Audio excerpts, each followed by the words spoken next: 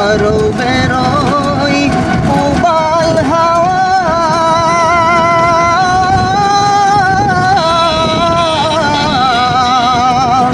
পশ্চিমে করেছে ধাওয়া